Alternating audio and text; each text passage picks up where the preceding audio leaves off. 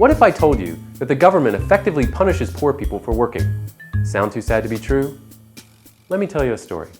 I once had a student who interned at Florida's welfare program for low-income families. One day, a distraught mother and her teenage son came into the office. Their benefits had been cut, and they were unable to pay their bills, and she didn't know why. My student searched and searched to figure out why this was the case, and he made an unsettling discovery. It turns out that the teenage son had worked additional hours at his part-time job. He had been doing good work, and his boss extended the number of hours, and this allowed the teenage son to bring home more income to the family. But that little bit of extra money reduced the public assistance that the family was eligible for.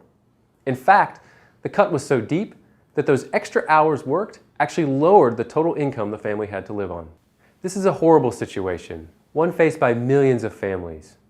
Instead of experiencing a gradual decline in benefits as their earnings increase, the government abruptly strips the benefits away.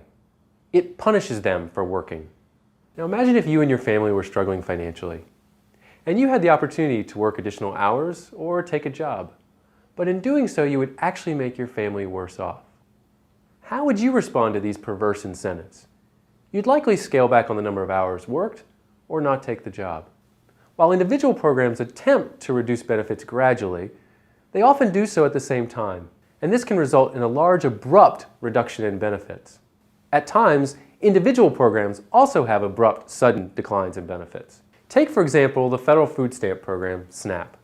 For a parent with 2 children, the benefits are gradually reduced as earnings approach $30,000. But once the parent earns over $30,000, the benefits suddenly drop. This is crazy. Whatever you think about public assistance for the poor, we can all agree that this is the wrong way to do it. People should be rewarded, not punished, when they work. The welfare system is so poorly designed that it is trapping many people that it was created to help. My name is Sean Mulholland, professor of economics, and I believe there are ways to fix the system.